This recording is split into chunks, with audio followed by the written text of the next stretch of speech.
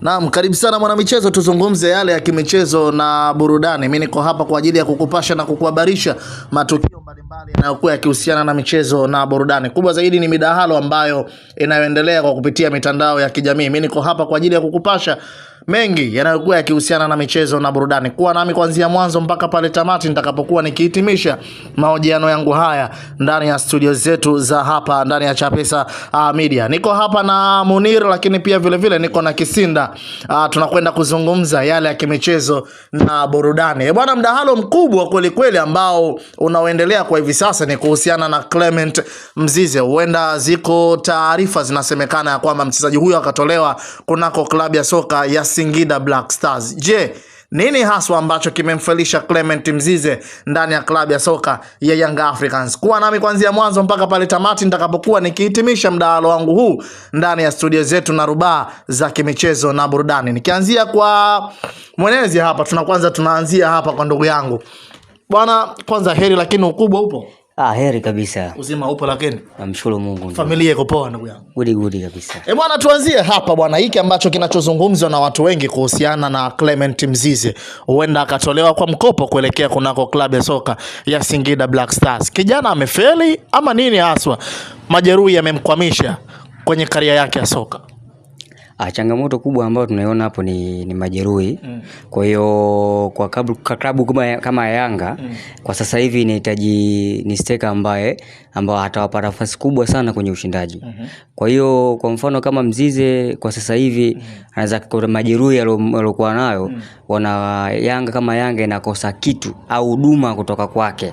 Kwa hiyo kumtoa kwa mkopo sio kama kafeli, bali Yanga inatafuta steka mwingine ambaye atakuwa mbadala zaidi yake Mzize. Kwa hiyo kama huko ina maana kwamba hali yake itaendelea kuwa sawa. Kuna mawili, kwa sababu inamtoa ni mkopo, kuna uwezekano wakamrudisha kama wachezaji wengine ambao walitoka na wakarudi na kafanya vizuri kama awali. Bwana, tuiangalie nafasi ya ushambuliaji kwa upande wa Young Africans. Imeonekana kuwa ni nafasi ambayo ni finyo kweli kweli. Tumtende tukamtazame Prince Mpumelelo Dube, lakini pia twende tukamtazame Adepo kwenye kikosi cha Young Africans. Unadhani hili kwa kuondoka kwa Clement Mzize haiwezi kuwa pengo kwa upande wao kwenye safu nzima ya ushambuliaji? Kwa sasa hivi hawezi kuwa pengo kwa sababu kwa muda alokaa nje ni kipindi kirefu, na watu ambao wanasema ni Depu na Prince wote walikuwa wanatumia nafasi. Kwa mfano kama yeye angekuwa hana majeruhi, ndio tungetengeneza kusema tungetoa nani ni bora katika hawa watatu. Lakini kwa sasa hivi tunazungumzia ni wawili ambao ni Depu pamoja na Prince. Kwa hiyo maumivu yake yeye kutolewa inakuwa sio pengo kubwa sana. Labda atafutwe steka mwingine ambayo atakuwa na njaa na goli, ndio unaweza kufananisha na hawa wachezaji ambao sasa wanapata nafasi ya kucheza. Bwana, nirudi kwako Kisinda, tuzungumze nafasi ambayo yuko nayo Depu pamoja na nafasi ambayo yuko nayo Prince Mpumelelo Dube, then tukamlinganishe na Clement Mzize. Huenda Mzize akawa ni bora zaidi ya hawa washambuliaji ambao wako ndani ya Young Africans. Kwanza kitu kimoja hapo. Tunavozungumzia ubora ni lazima wazungumzie watu ambao wako timamu kwa wakati mmoja. Umenielewa? Mzize ni bora kwa wakati wake.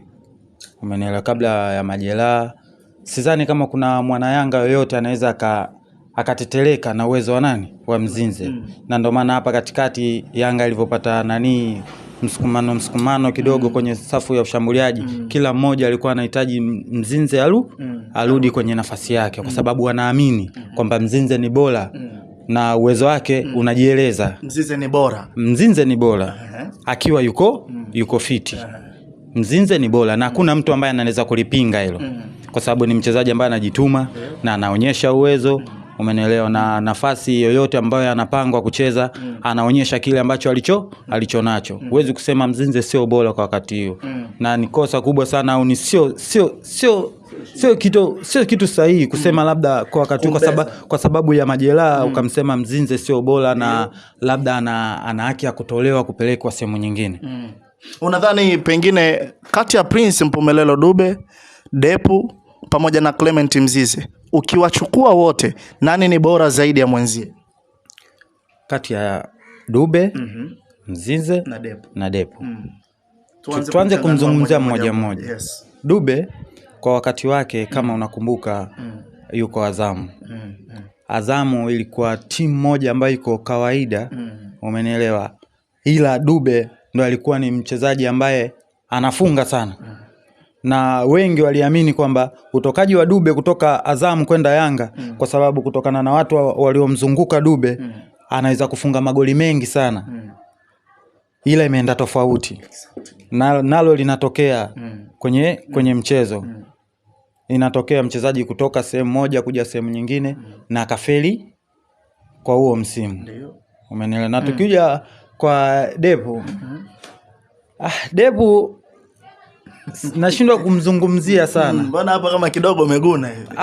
Nimeguna kwa sababu Depu huwezi kumlinganisha na Mzinze. Depu haiwezekani kulinganishwa na Mzize. It means ya kwamba Clement Mzize yupo kwenye daraja la juu kuliko Depu. Kwa sababu kila mmoja ameona uwezo wa Mzinze. Umenielewa? Mzinze hapa kabla hata ya majeraha yake alihitajika na timu nyingi sana. Hata za nje ya Tunisia miongoni mwa timu ambazo zilizomhitaji Mzize. Zilimhitaji na Yanga wenyewe wakambania kwenda. Hivi unadhani kwamba yule angetoka kenda kupata changamoto zingine, unadhani Mzinze huyu ambaye tunamzungumzia hapa sasa hivi angekuwa Mzinze wa design gani? Yaani kama Mzize angetoka ndani ya Young Africans kwenda Esperance de Tunis? Angeongeza kitu kikubwa sana tofauti na hapa. Kwa sababu sasa hivi lazima wasimuone bora kutokana na majeraha. Kama unakumbuka Kwasi Atola baada ya kuumia alikaa muda mrefu sana nje. Umenielewa? Takriban mwaka mzima. Na wakaumhusisha kwenye tetesi ya kumtoa kwa mkopo.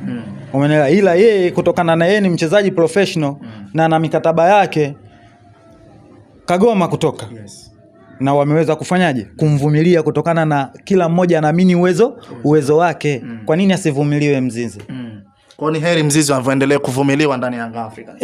Kwa sababu ukifuatilia asilimia kubwa wachezaji wa Kitanzania, wachezaji wa Kitanzania akishatoka timu kubwa kwenda timu ndogo, kutoka chini tena kuja juu inakuwa ni changamoto kubwa sana, hasa kwenye safu ya ushambuliaji. Kwa maana hiyo nataka kusema ya kwamba Clement Mzize akiondoka ndani ya Young Africans kurejea tena kwenye hivi vilabu viwili vikubwa inaweza ikachukua muda na changamoto. Inaweza kuchukua muda kutokana na namna ya tunavyozipeleka hizi timu. Ujue sisi tunaamini kwamba mchezaji akitoka timu kubwa kuja timu ndogo basi ni ngumu sana kutoka timu ndogo kwenda kurudi timu kubwa. Pengine hiki ambacho kinachofanywa na Young Africans sasa kuwabania vijana, sio mchezaji wa kwanza kubaniwa ndani ya klabu ya soka Young Africans. Hata pia tulishawahi kumshuhudia Mlisho Harfan Ngasa, naye pia Young Africans walimbania. Yanga na kuwabania wachezaji ni kitu gani hasa ambacho wanacho? Nije kunirudi kwako Moni. Yanga kuwabania wachezaji wao, kutokana na hivyo unaangalia kikosi chao pia. Umeona hawezi kumtoa mchezaji wakati ghali wanamhitaji mchezaji. Kwa kuangalia upande mwingine tunaweza tukazungumzia Yanga baina wabania wachezaji. Ila klabuni kwao wanaangalia, je, tukimtoa mchezaji huyu tutapata mbadala wake au la? Umeelewa? Kwa hiyo tunaweza tukaibeza Yanga vibaya kusema inabania wachezaji, hapana, ila inaangalia nani huyu akitoka na tutampata bora zaidi yake. Kwa wakati huo yeye anaibeba Yanga kwa position tofauti. Ndio. Unaona? Lakini useme kubania kwa wachezaji kwa klabu ya Yanga, hiyo ni sura nyingine ambayo tunasema tunaizungumza. Niseme kwa klabu ya Yanga ina